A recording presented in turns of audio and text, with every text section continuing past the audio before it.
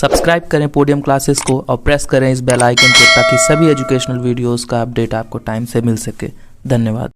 नमस्कार साथियों, स्वागत है आप सभी का पोडियम क्लासेस में। मेरा नाम है पवन के सरवानी और आज हम पढ़ने जा रहे हैं यूपी डीएलएड सेकंड सेमेस्टर के मैथ्स के रेखीय समीकरण, जो कि एक चर में होगा। साथियों, ये हमारा पार्ट 2 है। इससे पहले मैं पार्ट 1 बना के अपलोड कर चुका हूँ, आप उसे देख सकते हैं अगर अभी तक आपने नहीं देखा तो पार्ट 2 में हम आगे के क्वेश्चन देखेंगे। इसका पार्ट 3 भी आएगा क्योंकि इसमें डिफरेंट टाइप के क्वेश्चंस हैं और एक साथ ज़्यादा क्वेश्चंस करा देने से ये होता है कि आप भी कंफ्यूज जाते हैं कि सर कैसे कैसे करें। तो एक वीडियो में एक दो टाइप के क्वेश्चंस करा दूंगा, तो उसमें आपको समझ में अच्छे से आ जाएगा और वीडियो भी ज़्यादा लेंदी नहीं हुआ करेगी।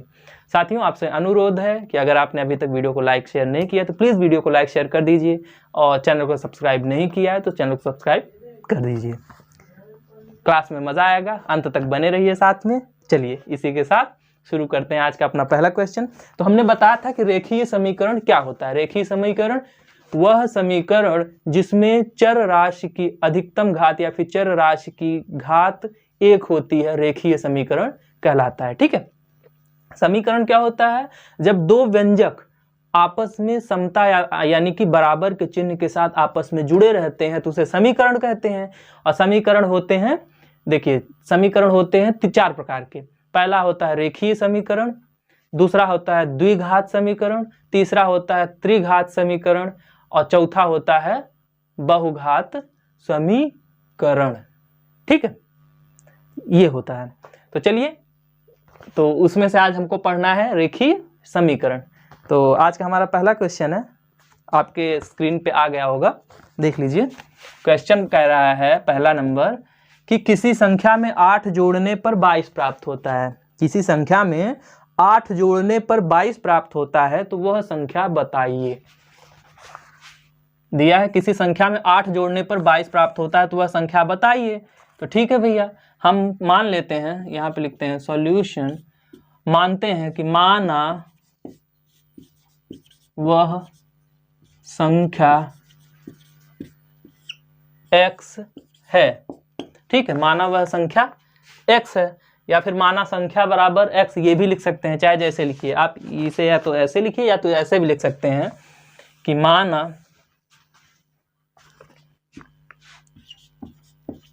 संख्या बराबर x, आप ऐसे भी लिख सकते हैं। ठीक है, दोनों तरफ से दोनों सही है।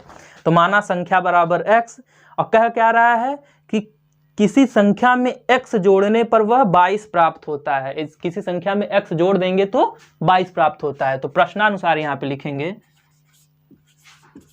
प्रश्नानुसार x प्लस 8 बराबर 22। यही तो कह रहा है ना प्रश्न, कि एक संख्या है, यानी कि क्या दिया है कि किसी संख्या में 8 जोड़ने पर 22 प्राप्त होता है। तो हमने संख्या क्या मानी है? x, और उसमें 8 जोड़ने पर 22 प्राप्त होता है। तो वही तो हमने लिखा कि जो संख्या मानी थी x, उसमें हमने 8 जोड़ दिया तो हमें क्या मिल गया? 22। तो x प्लस 8 बराबर 22, जैसा प्रश्न कह रहा वही हम कर रहे हैं। उसने बोला कि कोई संख्या है जिसमें 8 अगर हम जोड़ देंगे तो हमें 22 प्राप्त होगा, तो हमने वही किया। मान लिया संख्या कि माना वह संख्या x है और उसके बाद प्रश्नानुसार, जैसा प्रश्नानुसार मतलब प्रश्न जो कह रहा है प्रश्न के अनुसार। तो प्रश्न क्या कह रहा था कि उस संख्या में 8 जोड़ने पर 22 प्राप्त होता है, तो हमने वही किया कि वो संख्या x थी, उसमें 8 जोड़ दिया और 22 लिख दिया उसके बराबर। तो x में 8 जोड़ने पर 22 प्राप्त होता है, जैसा प्रश्न ने कहा हमने वैसा ही लिख दिया। फिर x बराबर 8 इधर आ जाएगा, क्योंकि हम आपको बार बार ही बताए हैं कि अक्षर वाले यानी कि जो चर रहता है चर की तरफ रहेगा और अचर संख्या अचर की तरफ रहती है। तो x बराबर 22 और 8 इधर आएगा तो इधर क्या हो जाएगा? -8 हो जाएगा। इधर +8 है तो इस तरफ आएगा तो -8 हो जाएगा। तो x बराबर 22 में से 8 गए तो कितना बचा? 14। 22 में से 8 गए 14 बचा ना, और यही हुआ हमारा आंसर। अतः, या फिर ऐसे भी लिख सकते हैं, अतः संख्या 14 होगी। ठीक है, अतः वह संख्या, या फिर अतः संख्या 14 होगी, या फिर आप यहां भी आंसर लिख देंगे तो अब भी चलेगा, इतना भी ठीक है। x बराबर 14, ये भी आंसर इतना भी ठीक है। ठीक है, तो हमारा क्वेश्चन नंबर 1 हो गया। हम आपको फिर से बता रहे हैं क्या दिया था कि किसी संख्या में 8 जोड़ने पर 22 प्राप्त होता है, तो वह संख्या बताइए। तो मान लिया हमने कि माना वह संख्या कितनी है, x है। उसके बाद लिखा प्रश्नानुसार, यानी कि प्रश्न के अनुसार क्या कह रहा है कि संख्या में 8 जोड़ने पर 22 प्राप्त होता है। तो हमने वही किया कि संख्या x मानी थी तो x में 8 जोड़ दिया, जब x में 8 जोड़ दिया उसके बराबर 22 लिख दिया। जैसा प्रश्न कह रहा था हमने वैसा ही कर दिया। उसके बाद x बराबर, चूंकि 8 इधर आ जाएगा तो 8 इधर आया तो इधर प्लस में था, इधर तो माइनस में हो जाएगा, तो 22 में से 8 गया, 14 बचा। यही हमारा आंसर हुआ, यानी कि संख्या बराबर कितना आया, 14। चलिए अगला क्वेश्चन करते हैं। अगला क्वेश्चन भी कुछ इसी तरह से है। क्वेश्चन नंबर 2, क्वेश्चन नंबर 2 कह रहा है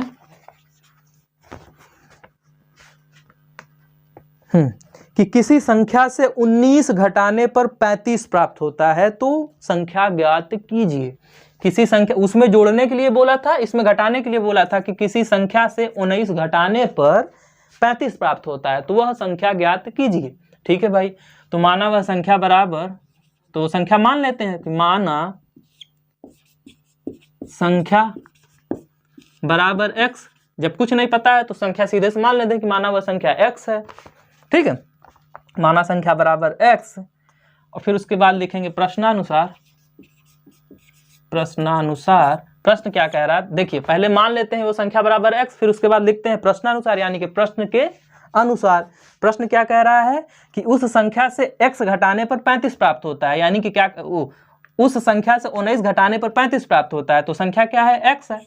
और उससे 19 घटा देते हैं तो x माइनस 19 कर देते हैं। x था, x में से 19 घटा दिए, अब बराबर कितना बता रहा है ये प्रश्न, क्या कह रहा है कि उस संख्या में से 19 घटाने पर 35 प्राप्त होता है, यानी कि वो संख्या x थी, x में से हमने 19 घटा दिया और मिला कितना हमें, 35। जैसा प्रश्न कह रहा था हमने वैसे ही एज इट इज लिख दिया। चलिए अब इसके आगे, तो फिर x बराबर, फिर ये 19 इधर आ जाएगा क्योंकि संख्या संख्या की तरफ जाती है, और जो अक्षर वाला रहता है, जो चर राशियां होती हैं वो एक तरफ जाती हैं। तो ठीक है, 19 इधर आया तो 35, इधर माइनस 19 था, जब इस साइड आया तो क्या हो जाएगा, प्लस 19 हो जाएगा।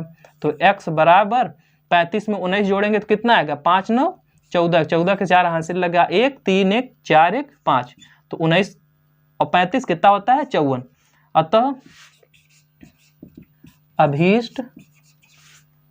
अतः अभीष्ट संख्या बराबर 54।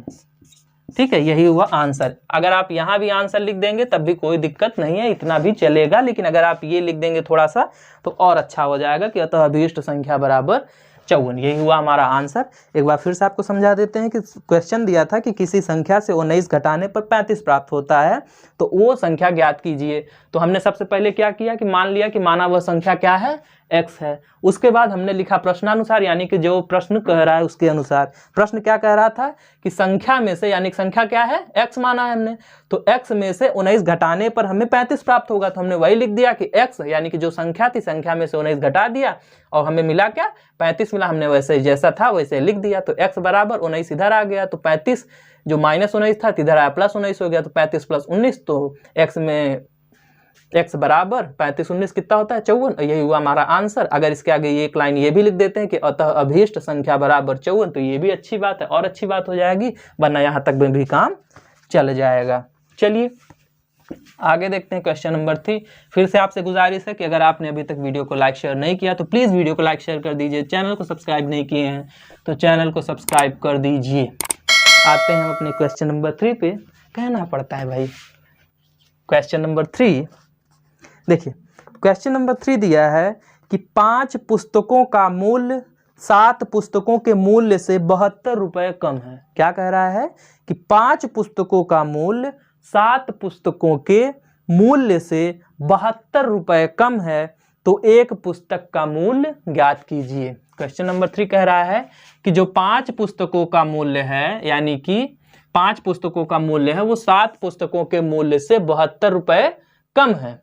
ठीक है, तो एक पुस्तक का मूल्य ज्ञात कीजिए। चलिए भैया, तो माना जो चीज नहीं मालूम है उसको हम सीधे लिख देंगे कि माना वो संख्या या फिर वो चीज बराबर x।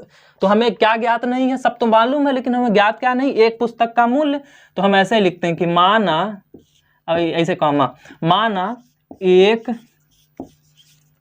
पुस्तक का मूल्य बराबर x रुपए। ठीक है, जो चीज हमें नहीं मालूम है उसको हम x मान लेते हैं। तो इस क्वेश्चन में हमें क्या नहीं मालूम था? एक पुस्तक का मूल्य नहीं मालूम था। जब एक पुस्तक का मूल्य नहीं मालूम था तो हमने क्या किया, सीधे से यही मान लिया कि एक पुस्तक का मूल्य बराबर x रुपए। माना एक पुस्तक का मूल्य बराबर x रुपए। अब उसके बाद लिखते हैं प्रश्नानुसार। सबसे पहले आप यही किया करिए, देखिए क्या किया करिए आप किसी भी क्वेश्चन में, सबसे पहले जो चीज नहीं मालूम है सीधे से उसको x मान लो। ठीक है, क्योंकि ये एक चर वाला है। चलिए, एक चर वाला है तो उसमें एक ही चीज मानी जाएगी, अलग अलग वाला रहता तो अलग अलग चीज मानी जाती है। खैर, आप इतना जानते रहिए कि जिस क्वेश्चन में कुछ ना मालूम रहे और जो चीज पूछ रहा है, जैसे इसमें क्या पूछ रहा है, एक पुस्तक का मूल्य, तो सीधे सीधे माना एक पुस्तक का मूल्य बराबर x रुपए। तो जो चीज है, जो चीज आपको नहीं मालूम है उसको सीधे से आप x मान लीजिए। उसके आगे लिखिए प्रश्नानुसार, यानी कि प्रश्न के अनुसार। फिर उसके आगे वैसा एक्ट करिए जैसा हमें प्रश्न कह रहा है। चलिए, अब यहां तक हो गया, हमने x मान लिया। अब उसके बाद प्रश्न क्या कह रहा है कि 5 पुस्तकों का मूल्य 7 पुस्तकों के मूल्य से 72 रुपए कम है। तो 5 पुस्तकों का मूल्य कितना होगा? यदि, अब देखिए प्रश्न, ये चलिए बाद में लिखिएगा, चलिए पहले इतना एक बार और दिखा देते हैं आपको एक आध स्टेप। यदि एक पुस्तक का मूल्य x रुपए है तो 5 पुस्तकों का मूल्य बराबर 5 गुणे x बराबर 5x होगा। ठीक है, यदि देख लीजिए एक पुस्तक का मूल्य कितना दिया है, x रुपए, तो 5 पुस्तक का मूल्य कितना होगा? सीधे सीधे बात है, x में 5 का गुणा कर देंगे तो हमारा 5x आ जाएगा। अरे आप ऐसे समझिए, अगर एक पुस्तक 5 रुपए की है या एक पुस्तक मान लीजिए 10 रुपए की है, तो 3 पुस्तक का मूल्य पूछेगा तो क्या करेंगे आप? 10 तिहाई 30 करेंगे। एक पुस्तक का मूल्य 10 रुपए है और 3 पुस्तक का मूल्य पूछ रहा है, तो आप 10 गुणे 3 करेंगे ना, तभी तो 30 रुपया आएगा। तो वही है, उसी तरह इसमें एक पुस्तक का मूल्य हमें x रुपया है और 5 का पूछ रहा है कि एक पुस्तक का मूल्य अगर x रुपया है तो 5 पुस्तक का मूल्य हम कितना करेंगे? 5 गुणे x, यानी कि 5x। हम ऐसा क्यों कर रहे हैं? क्योंकि इसमें कह रहा है 5 पुस्तकों का मूल्य और 7 पुस्तकों का मूल्य वाला मामला है। तो पहले हम 5 पुस्तकों का मूल्य निकालेंगे तो 5 गुणे x यानी कि 5x, और इसी तरह 7 पुस्तकों तथा 7 पुस्तकों का मूल्य बराबर 7 गुणे x। अरे भाई, जब 5 पुस्तकों का मूल्य है 5 गुणे x तो 7 पुस्तकों का मूल्य 7 गुणे x, क्योंकि एक पुस्तक का मूल्य कितना है? x है। हम आपको बता चुके कि अगर एक पुस्तक 10 रुपए की है तो ऐसे 3 पुस्तक कितने की होगी? तो 10 में 3 का गुणा करेंगे। वैसे एक पुस्तक अगर x रुपए का है तो 5 पुस्तक पूछ रहा है तो 5 गुणे x, और 7 पुस्तक का है तो 7 गुणे x बराबर 7x हो गया। अब इसके बाद लिखेंगे प्रश्नानुसार। इतना हो गया प्रश्न। अब इसके आगे लिखेंगे प्रश्नानुसार। देखिए प्रश्न क्या कह रहा है कि 5 पुस्तकों का मूल्य 7 पुस्तकों के मूल्य से 72 रुपए कम है। ठीक है, लिख लेते हैं। 5 पुस्तकों का मूल्य कितना हम निकाले हैं? 5x। तो 5x बराबर क्या कह रहा है? 5 पुस्तकों का मूल्य 7 पुस्तकों के मूल्य से 72 कम है। तो 7 पुस्तकों का मूल्य कितना है? 7x। 5 पुस्तकों का मूल्य 5x और 7 पुस्तकों का मूल्य 7x। और उसमें क्या कर रहा है, लेकिन जो 5 पुस्तकों का मूल्य है वो 7 पुस्तकों के मूल्य से 72 कम है। 72 कम है तो 72 कम कर देते हैं भैया, 72 हम यहाँ पे घटा देते हैं, बराबर हो गया। आप यही तो कह रहा था ना कि 5 पुस्तकों का जो मूल्य है वो 7 पुस्तकों के मूल्य से 72 कम है। 72 कम है तो हमने 72 घटा दिया, 72 कम कर दिया। अब देखिए सीधी सी बात है, जो अराशियां हैं वो एक तरफ आ जाएंगी, चर एक तरफ रहेगा। आपको पता ही है कि अक्षर वाले एक तरफ चले जाते हैं, संख्या वाले एक तरफ। तो 5x और 7x इधर आ जाएगा, तो 5x और 7x इधर आएगा तो किस में हो जाएगा? माइनस में हो जाएगा, क्योंकि इधर प्लस में है। तो -7x बराबर -72। चलिए यहाँ तक हुआ। अब इसके बाद नीचे जगह नहीं है तो हम इसको मिटा देते हैं। ठीक है, या फिर इधर दिख रहा हो तो चलिए इधर ही कर देते हैं, इधर कर देते हैं। ठीक है, हम इधर कर देते हैं, दिख रहा है ना? हाँ चलिए, अच्छी बात है। हाँ, तो 5x - 7x बराबर -72x। तो इसमें से घटा लीजिए तो 7x में से 5x गया, कितना बचा, 7 में से 5 गया बचा 2, तो 7x में से 5x गया बचा 2x, लेकिन चिन्ह जो रहेगा बड़े वाले का लगेगा। क्यों? क्योंकि देखिए घटाने का चिन्ह है ना, तो घटाना होगा। घटाने का चिन्ह है, देखिए प्लस माइनस क्या होता है, प्लस माइनस क्या होता है, माइनस होता है ना। तो जब प्लस माइनस रहेगा माइनस होगा, लेकिन चिन्ह जो होता है बड़े वाले का होता है, तो बड़े वाले के सामने माइनस लगा है, तो हम यहाँ पे लिखेंगे माइनस 2x। तो 7x में से 5x गया बचा 2x, और यहाँ चिन्ह माइनस का रहेगा क्योंकि बड़े वाले के आगे माइनस का चिन्ह है। बराबर इधर क्या है 72, तो हमने ऐसे लिख दिया, तो हमने माइनस 72 ना, तो माइनस 72 लिख दिया। ठीक है, हमने माइनस 72 लिख दिया। अब देखिए माइनस से माइनस कैंसिल हो गया, माइनस इधर भी था माइनस इधर भी था, दोनों कैंसिल हो गया, तो आया 2x बराबर 70 2 72। तो x बराबर कितना आ गया 72/2, तो 2 1 के 2 और 2 3 6 2 6 12 यानी 36। तो x बराबर 36/1 यानी कि 36। x बराबर कितना आया 36। अतः एक पुस्तक का मूल्य 36 रुपये होगा। ठीक है, यही हुआ हमारा आंसर। समझ में आया? अगला क्वेश्चन दिया है, क्वेश्चन नंबर 4। क्वेश्चन नंबर 4 दिया है कि 8 पेंसिलों का मूल्य 5 पेंसिलों के मूल्य से 9 रुपया अधिक है, तो एक पेंसिल का मूल्य बताइए। ठीक है भैया, जैसा हमने पहले क्वेश्चन में किया था, पिछले वाले क्वेश्चन में कि क्या किया था, इसमें भी पूछ रहा है, उसमें पूछा था एक पुस्तक का मूल्य बताइए, इसमें पूछ रहा है एक पेंसिल का मूल्य बताइए। 8 पेंसिलों का मूल्य 5 पेंसिलों के मूल्य से 9 रुपया अधिक है। ठीक है भैया, तो एक पेंसिल का मूल्य ज्ञात कीजिए। तो एक पेंसिल का मूल्य ज्ञात करना है, तो मान लेते हैं कि माना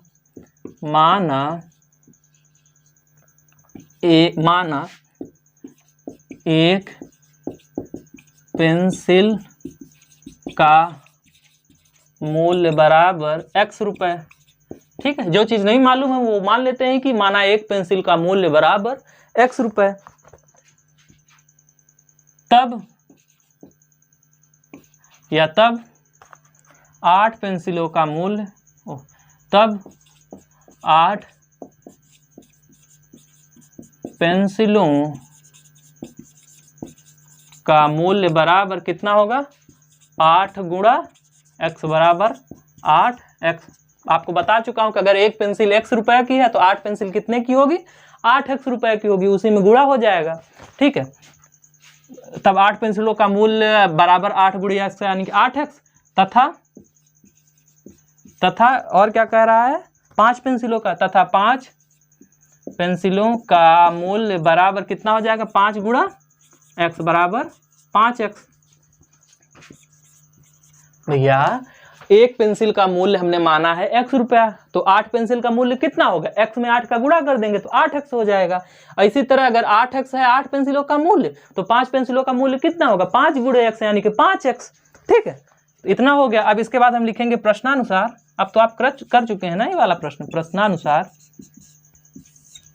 प्रश्न क्या कह रहा है कि 8 पेंसिलों का मूल्य 5 पेंसिलों के मूल्य से 9 रुपया अधिक है, यानी कि जो 8 पेंसिलों का मूल्य है 8x बराबर 5 पेंसिलों का मूल्य यानी कि 5x से 9 रुपया अधिक है, यानी कि 9 अधिक है। यही तो है ना कि जो 8 पेंसिलों का मूल्य है, तो 8 पेंसिलों का मूल्य हमने कितना निकाला है 8x, तो 8x बराबर 5 पेंसिलों के मूल्य से 9 रुपया अधिक है। तो 5 पेंसिलों का मूल्य कितना था 5x था, और उससे 9 अधिक था यानी कि 9, तो 8x बराबर 5x प्लस 9, जैसा प्रश्न ने कहा हमने वैसा ही डाल दिया इसमें। ठीक है, तो 5x इधर आ जाएगा। आपको पता है कि जो चर राशियां होती वो एक तरफ और जो अचर होता है वो एक तरफ, पक्षांतर हम कर देंगे। तो 8x 5x इधर आएगा तो क्या हो जाएगा -5x, क्योंकि इधर प्लस में है, तो 8x - 5x बराबर 9। तो 8 में से 5 गया कितना बचा 3x, तो 8x में से 5x गया बराबर 3x, 3x बराबर इधर था 9, तो 9 लिख दिया। फिर इधर आते हैं, तो 3x बराबर अगर 9 है तो x बराबर कितना आएगा 9/3। आपको पता है कि इधर गुणे में था, इधर आएगा तो भाग में हो जाएगा यानी कि बटे में, तो 3 1 के 3 3 9, तो x बराबर कितना आ गया 3 आ गया। x बराबर 3 यानी कि एक पेंसिल का मूल्य कितना आ गया 3 रुपया। ऐसे तो उसके आगे लिख सकते हैं, अतः एक पेंसिल का मूल्य बराबर 3 रुपये, या फिर एक पेंसिल का मूल्य 3 रुपये है, चाहे जैसे लिख दीजिए, दोनों चलेगा। ठीक है, तो ये क्वेश्चन हो गया। अब इसमें समझाने की जरूरत तो है नहीं, आपको दोबारा समझा चुके हैं भैया। वो कह रहा था कि 8 पेंसिलों का मूल्य 5 पेंसिलों के मूल्य से 9 रुपया अधिक है, तो एक पेंसिल का मूल्य बताइए। तो जब एक पेंसिल का मूल्य पूछ रहा था तो हमने मान लिया कि माना एक पेंसिल का मूल्य x रुपये, तो 8 पेंसिलों का मूल्य कितना होगा, 8x होगा, और 5 पेंसिलों का मूल्य कितना होगा, 5x होगा। अब प्रश्न कह रहा था कि जो 8 पेंसिलों का मूल्य है वो 5 पेंसिलों के मूल्य से 9 अधिक है, तो 8 पेंसिलों का मूल्य 8x था तो 8x लिखा, बराबर 5 पेंसिलों का मूल्य 5x था तो 5x लिखा। उसके बाद कह रहा है कि जो 8x है वो 5x से 9 अधिक है, यानी कि 8 पेंसिलों का मूल्य 5 पेंसिलों के मूल्य से 9 अधिक है। तुमने वैसे ही कर दिया, 8x बराबर 5x प्लस 9, तो इसको हल कर लिया। हल करने के बाद यहाँ x बराबर 3, अतः एक पेंसिल का मूल्य कितना आ गया, 3 रुपये, क्योंकि x जो था वो क्या था, एक पेंसिल का मूल्य ही था। अब चलते हैं अपने अगले प्रश्न पे। अगर आपसे फिर से गुजारिश है कि अगर आपने अभी तक वीडियो को लाइक शेयर नहीं किया तो वीडियो को लाइक शेयर करिए, चैनल को सब्सक्राइब करिए और अपने दोस्तों को भी दिखाइए, ग्रुप में भेजिए, आप जैसा करना हो करिए, बट सब्सक्रिप्शन बढ़ाइए, सब्सक्राइबर्स को बढ़ाइए। सभी के पास ये वीडियो जानी चाहिए, और वीडियो को लाइक ज़रूर कर दिया करिए। आप देखते हैं लेकिन लाइक नहीं करते, कमेंट तो कोई करना ही नहीं जानता। अरे भाई डिलीट कर रहे हो, पढ़े लिखे हो, कमेंट कर दिया करो कुछ ना कुछ, जो भी रहे अच्छा खराब। चलिए अगला क्वेश्चन करते हैं, क्वेश्चन नंबर 5। क्वेश्चन नंबर 5 कह रहा है कि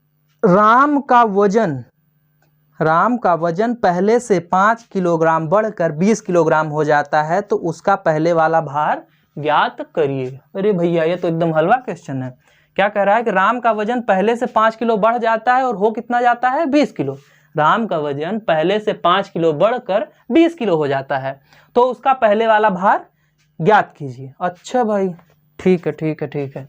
तो माना पहले वाला भार अगर ज्ञात करने के लिए कह रहा है तो हम उसी को मान लेते हैं, जो भी चीज ज्ञात करने के लिए बोले हम उसी को मान लेते हैं। तो माना राम का पहले वाला भार बराबर कितना है, x है। यही मानते हैं, माना राम का पहले वाला भार कितना है, x है। ठीक है, तो प्रश्नानुसार फिर लिखते हैं, प्रश्नानुसार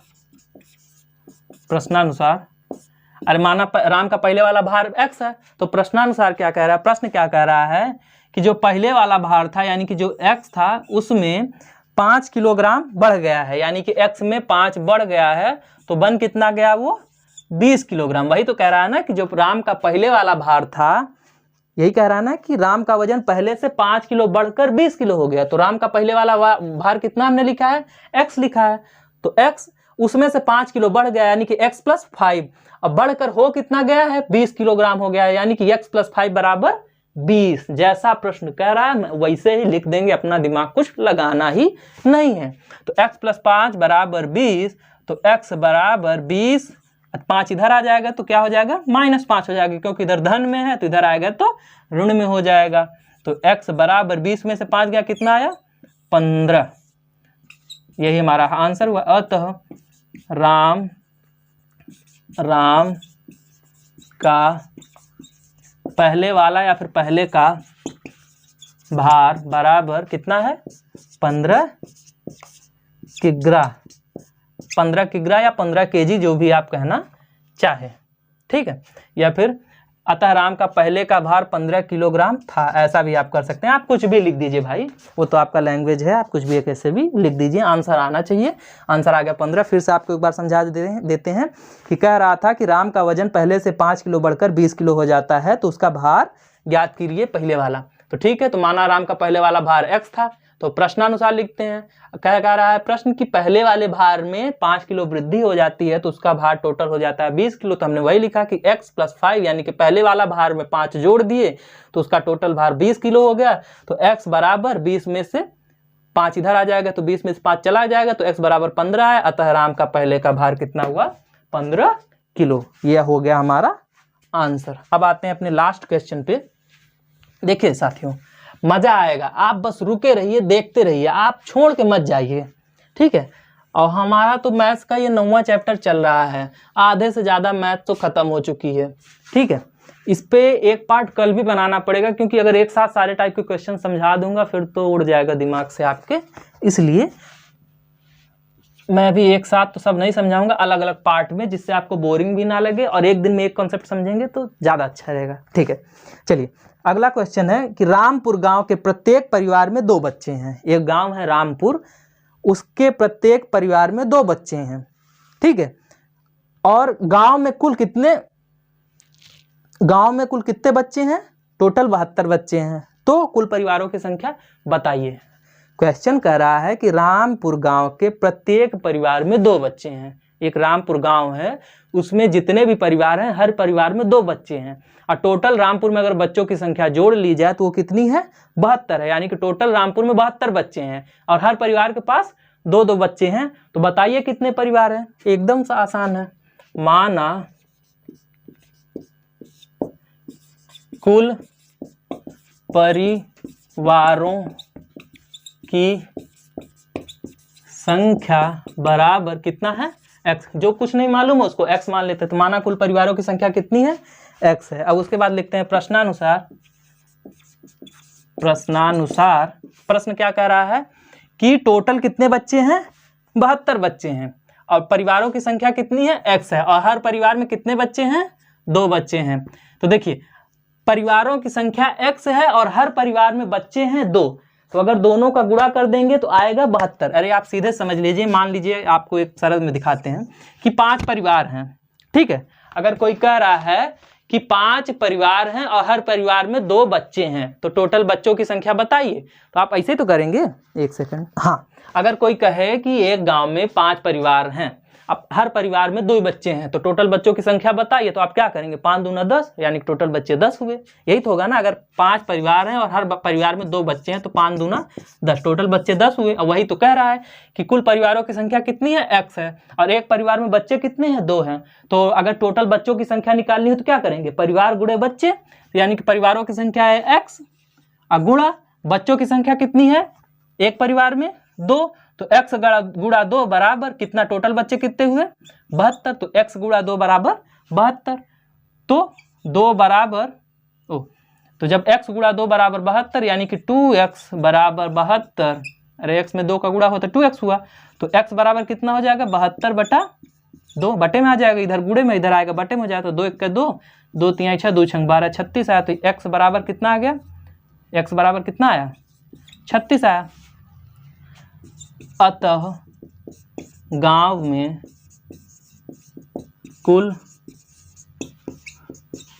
परिवारों की संख्या बराबर या फिर संख्या 36 है।